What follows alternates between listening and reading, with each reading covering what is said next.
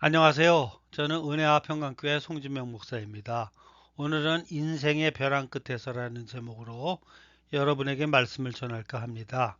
성경 본문은 열왕기하 4장 1절에서 7절입니다. 우리 사회에 가장 일반적이고 큰 문제로 등장하고 있는 것이 채무의 문제입니다. 빚진 사람들이 많이 있습니다. 빚도 감당할 수 있는 빚은 괜찮지만 감당할 수 없는 빚이 많이 있습니다. 빚 때문에 파산을 하고, 빚 때문에 가정이 파산되고, 빚 때문에 자살을 하고, 빚 때문에 여러 가지 사회적 문제들이 악이 저질러지는 현상을 보게 됩니다. 빚은 가난을 몰고 옵니다. 가난은 무서운 것입니다. 빚이 많으면 아주 비참해지고 빚진 자의 고통은 상상을 할 수 없습니다. 우리 주변에 마음으로는 갚고 싶지만 도무지 여건이 되지 않자 빚을 갚지 못하는 사람들이 많이 있습니다. 오늘 우리 사회는 몇백조 원을 해당하는 국가적인 빚을 내년에 져야 되고 국민 1인당 1,000만 원이 넘는 부채 국가가 됩니다. 온갖 복지 정책과 군사 정책이 있지만은 전부 빚을 내어서 살림을 살아야 되는 것이 우리나라의 현실입니다. 오늘 우리는 실직, 빈곤, 채무, 가정, 해임, 학업 포기 등 가장 일반적인 부채 문제를 안고 극단적인 벼랑에 선 사람들이 우리 주변에 많이 있기 때문에 그들을 염두에 둘 뿐만 아니라 우리 자신들이 현실적인 문제 앞에서 성경적인 답을 구해보는 시간이 되기를 원합니다. 본문에 보면 한 과부의 고통스러운 채무의 벼랑 끝에 보게 됩니다. 남편이 죽었습니다. 그 남편은 선지자의 성도, 즉 신학생이었습니다. 신학생으로 공부하다가 남편이 죽었습니다. 그 집에는 부채밖에 남지 않았습니다. 그래서 채주가 와서 두 아이를 종으로 잡아가게 되는 이런 위기에 직면했습니다. 고대 사회에는 빚을 못 갚으면 가족이 노예로 팔려갑니다. 이제 이 집도 두 아이가 채주에게 노예로 잡혀가야 되는 긴박한 상황에 처해 있습니다. 이와 같은 상황을 우리가 보면서 하나님이 우리에게 채무의 벼랑 끝에 서 있는 사람들에게 어떤 메시지를 던져주는가를 듣는 귀한 시간이 되기를 바랍니다. 첫 번째, 돈을 대하는 근본적인 지혜가 필요합니다. 성경은 빚 문제뿐만 아니라 물질 문제를 근본적으로 다루는 지혜를 가지고 있습니다. 성경은 구원의 책입니다. 성경은 우리로 하여금 믿고 구원에 이르게 하는 책이지만 우리가 땅 위에 살면서 겪어야 되는 경제 생활에 관한 축복의 원리를 잘 말해주고 있습니다. 특히 신약 성경에 보면 믿음에 관한 선구가 215개입니다. 구원에 관한 선구가 218개입니다. 금전과 물질과 재정에 관한 선구는 2086개입니다. 약 10배가 넘습니다. 예수님의 비유로 말씀하신 그 대표적인 비유가 38개인데 그 중에 16개가 다 물질 비유입니다. 이것은 무엇을 말하느냐 하면 성경은 우리의 육신 생활의 모든 영역에 대하여 답을 제시하는 그런 성경이라는 것입니다. 마태복음 13장 22절에 보면 가시떨기에 뿌리었다는 것은 말씀을 들으나 세상의 염려와 재리와 유혹에 말씀이 막혀 결실치 못하는 자요 라고 했습니다. 말씀은 듣지만 경제적인 염려와 유혹에 시달리는 사람은 그 말씀이 뿌리를 내리지 못하고 결실을 내리지 못한다는 뜻입니다. 경제 생활에 갈등이 있는 사람들은 하나님의 말씀이 바로 들리지 않는다고 가르칩니다. 그러므로 경제생활과 신앙생활은 직결되어 있습니다. 잠언 22장 7절에 보면 부자는 가난한 자를 주관하고 빚진 자는 채주의 종이 되느니라고 했습니다. 한국에 있는 교회들이 예배당을 지어서 많은 빚이 지고 있습니다. 많은 기업들이 빚을 지고 있습니다. 개인적으로도 빚을 많이 지고 있습니다. 그래서 일을 못하고 발전이 더디고 새로운 갈등이 일어나는 등 부채의 부작용에 시달리는 경우들이 대단히 많습니다. 두 번째, 하나님께 나아가야 합니다. 오늘 우리는 성경에 나타나는 이 빚진 여인의 어떤 모습으로 이 문제를 해결하는가를 주목할 필요가 있습니다. 본문 1절에 보면 이 여인은 엘리사에게 나아가서 부르짖습니다. 선지자의 생도 아내인 한 여인이 엘리사에게 부르짖어 가로되 당신의 종 나의 남편이 이미 죽었는데 당신의 종이 여호와를 경외하는 줄을 당신이 아시는 바니이다 라고 했습니다. 이것은 하나님을 잘 섬기는 집입니다. 신앙생활을 잘하고 하나님을 잘 섬긴 집도 빚을 집니다. 좋은 종은 이제 체주가 이르러 나의 두 아들을 취하여 그 종을 삼고자 하나이다. 아주 긴박한 상황을 보고합니다. 이 여인이 엘리사에게 와서 부르짖었다고 했습니다. 엘리사는 오늘날 교회의 목사나 지도자 정도의 위상이 아닙니다. 그 당시는 하나님의 계시가 선지자들을 통해서 임했습니다. 그래서 하나님을 만나려면 선지자를 찾아가게 됩니다. 하나님 말씀을 들으려면 선지자를 찾아가야 됩니다. 그래서 이 여인이 선지자 엘리사를 찾아간 것은 곧 하나님께로 나아간 것입니다. 오늘날 우리는 우리 스스로 기도하고 찬송하고 예배드릴 수 있습니다. 예수님의 이름으로 하나님 앞에 나아갑니다. 그러나 구약 시대에는 선지자의 힘을 빌리지 않고는 하나님께로 나아갈 수가 없었습니다. 이 여인은 자기의 그 문제를 안고 하나님 앞으로 나아갔습니다. 채무의 벼랑 끝에서 두 아들이 종으로 잡혀갈 그 위기에 그 벼랑 끝에서 그는 하나님께로 나아갔습니다. 이 문제는 우리가 그냥 단순히 지나칠 사건이 아닙니다. 대단히 중요한 영적인 포인트가 여기 있습니다. 이 여인이 엘리사에게 간 것은 돈을 꾸러 간 것이 아닙니다. 엘리사는 돈이 있는 부자가 아닙니다. 그는 선지자입니다. 이 여자에게 필요한 사람은 돈이 많은 사람입니다. 그는 돈을 빌려야 자기 문제를 해결할 수 있습니다. 그러나 돈과 아무 관계없는 엘리사를 찾아간 것은 이 여인이 지금 자기가 갖고 있는 이 부채 문제를 영적인 문제로 생각하고 하나님 앞에 나아간 것입니다. 이것은 아주 중요한 포인트입니다. 오늘 여러분들이 육신적으로 고통스러운 문제를 안고 있습니까? 부채 문제뿐 아니라 우리가 질병의 문제, 혹시 자식들 문제, 혹은 사업상의 문제 등 온갖 고통에 현실적으로 우리에게 부딪혀 올 때가 있습니다. 그럴 때 우리의 육신의 문제라고 해서 육신적으로 그 문제를 해결하려고 이리 가고 저리 가고 있습니까? 아니면 그 문제를 가지고 하나님께로 나아옵니까? 우리가 어떤 고통을 당할 때 그 문제를 영적인 문제로 알고 하나님께로 그 문제를 가지고 나오시기 바랍니다. 그것이 하나님 백성의 기본 자세입니다. 기본 자세가 흐트러지면 그 다음 문제가 풀리지 않습니다. 이 여인은 부채 문제입니다. 가정에 파탄될 위기에 처했습니다. 그 문제를 안고 하나님 앞에 나아갔습니다. 우리가 육신의 문제지만 이것이 전부 영적인 문제라는 것을 인식하기 바랍니다. 우리가 겪고 있는 고통 배후에는 모든 사탄의 영이 개입되고 있습니다. 한 가지도 예외가 없습니다. 에덴 동산은 부유하고 행복했습니다.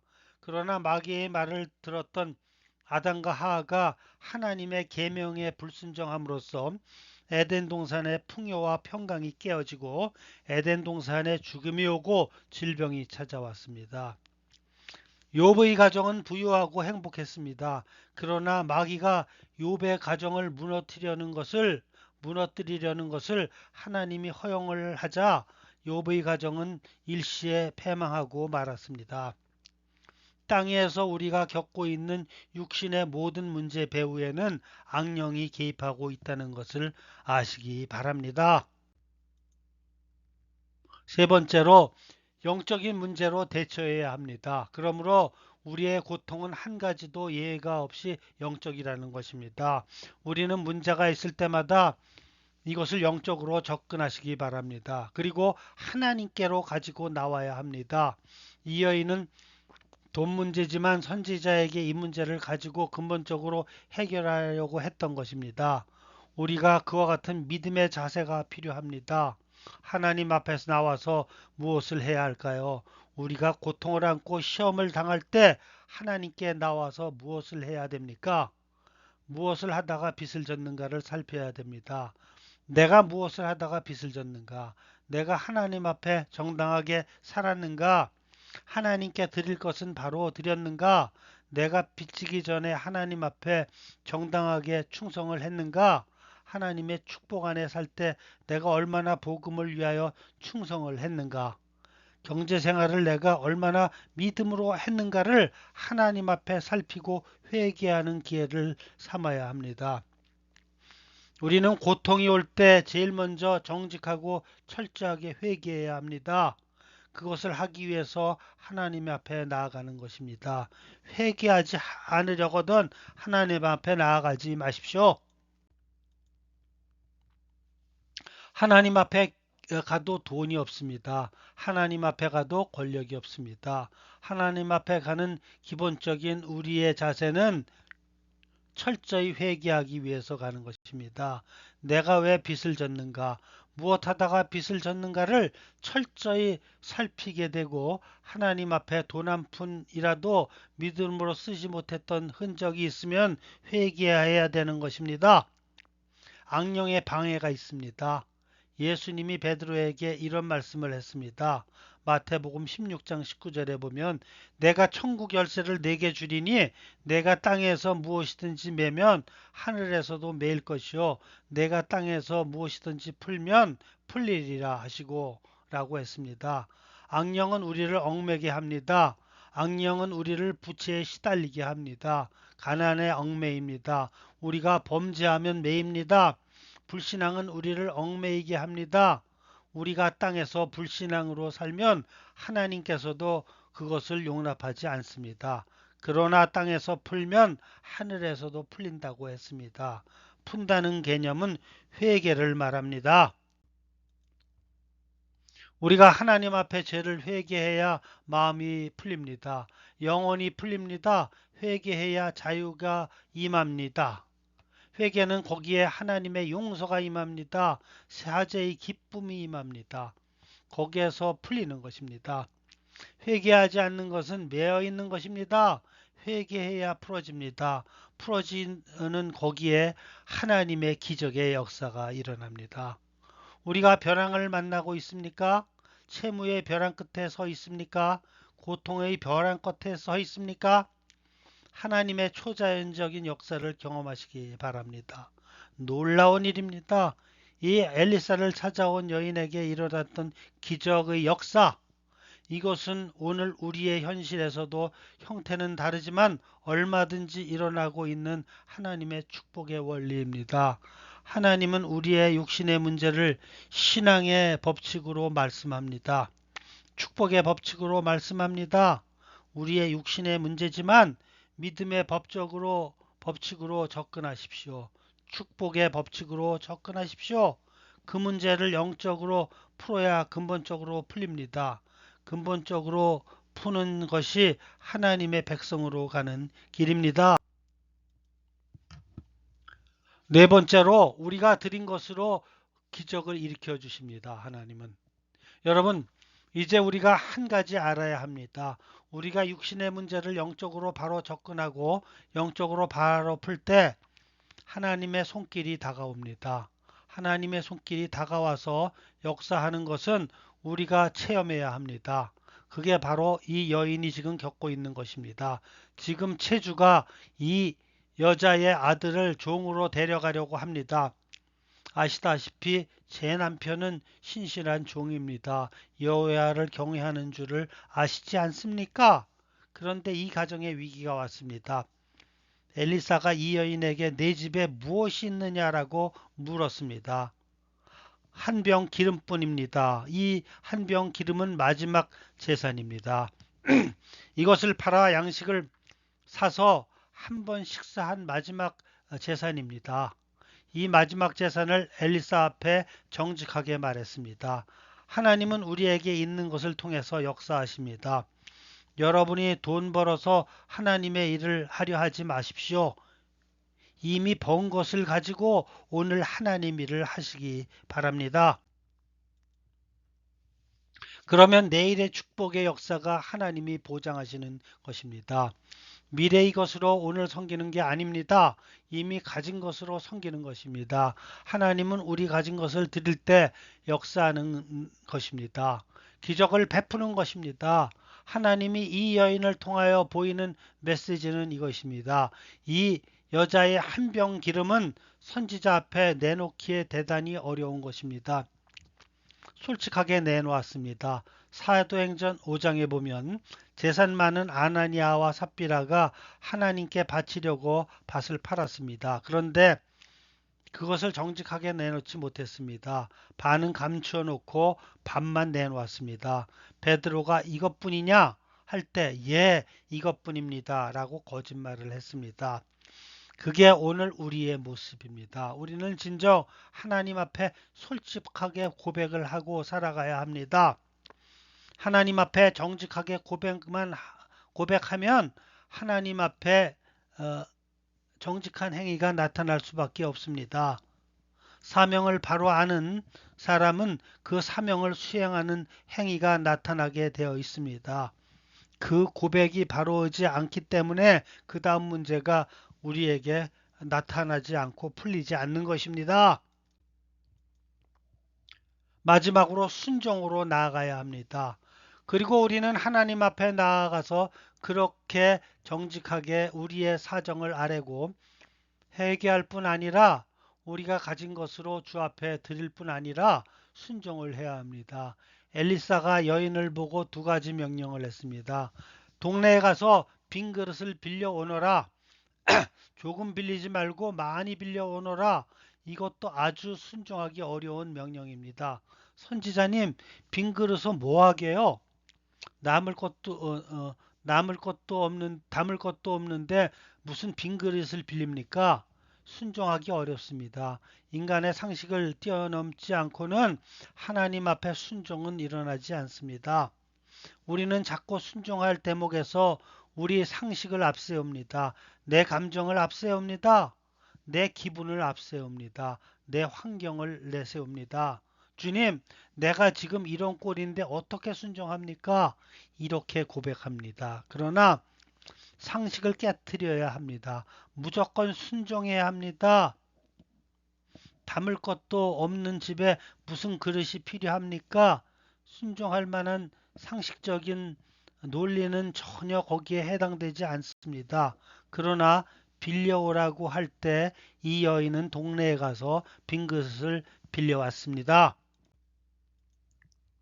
그리고 방에 들어가서 문을 닫고 그 빈 그릇을 기름을 부으라고 했습니다. 그것도 순종하기 어려운 일입니다. 이 한 병 기름을 가지고 어떻게 빈 그릇을 다 채운단 말입니까? 하고 거부할 수 있습니다. 이 여인은 아들과 함께 빈 그릇에 기름을 가득 채웠습니다. 하나님의 기적은 우리의 순종의 역사를 통하여 일어납니다. 기적을 구하십니까? 회개하십시오. 우리에게 있는 모든 불신앙을 다 풀어야 기적의 역사가 일어납니다. 우리 안에 불신앙이 맺혀 있으면 하나님의 기적의 역사가 일어나지 않습니다. 다 풀려야 됩니다. 악령이 다 물러가야 성령의 역사가 임하는 것입니다. 그리고 순종의 이 첫걸음입니다. 엘리사는 먼저 말합니다. 팔아서 빚을 갚고 나머지로 내 아들과 함께 생활하라. 여러분, 먼저 빚을 갚아야 됩니다. 은혜를 받았거든 빚을 먼저 갚아야 됩니다. 복을 받으려면 빚을 먼저 갚아야 합니다. 빚은 두 가지입니다. 사람 앞에 진 빚을 다 청산하십시오. 여러분이 혹여 푼돈이라도 남한테 아직 정리 안 한 것을 다 하십시오. 중요합니다. 나는 갚을 돈은 잊어버리고 받을 사람은 절대로 안 잊어버립니다. 안 잊어버리는 것을 풀어야 하나님의 축복이 임합니다. 축복의 원리대로 여러분의 육신 생활에 접근하시기 바랍니다. 성경은 은혜의 원리, 믿음의 원리, 축복의 원리를 말하고 있습니다. 이것을 역행하고는 우리가 복을 받을 수 없습니다. 먼저 빚을 갚으시고 사람 앞에 빚이 없다고 해서 방심하지 마십시오. 우리는 하나님 앞에 빚진 자들입니다. 하나님 앞에 내 사명을 다해야 됩니다. 사명을 감당하지 않는 것은 하나님 앞에 지금 채무를 지고 있는 것과 같습니다. 그리고 두 아들과 함께 생활하라. 내 육신 생활은 그 다음 순위입니다. 그리고 우리는 어떻습니까? 하나님께 은혜 받고 나부터 챙기고 축복받고 나부터 장식하고 사람 앞에 할 의무, 하나님 앞에 할 의무를 잊어버릴 때가 많습니다. 그러나 엘리사는 그렇게 명하지 않았습니다. 먼저 빚을 갚으라. 그리고 아들과 함께 생활을 하라고 했습니다. 그러므로 우리가 인생의 벼랑 끝에 섰을 때 우리는 낙심하지 마시고 그렇다고 세상적인 방법으로 그 문제를 해결하려고 하지 마시기 바랍니다. 우선 이 여인처럼 하나님께 나아오셔야 합니다. 그리고 자신이 불신앙과 잘못한 죄를 철저하게 회개하시고 그 문제를 솔직히 아뢰시기 바랍니다. 그리고 하나님의 말씀에 이해가 안 가더라도 철저히 순종하시기 바랍니다. 그러시면 하나님께서 시간이 걸리더라도 해결책을 주시고 그 문제를 해결해 주십니다. 그러므로 여러분도 이 방법대로 주님 의지하셔서 인생의 벼랑 끝에서 문제를 극적으로 해결하시기를 예수님의 이름으로 축원합니다. 아멘.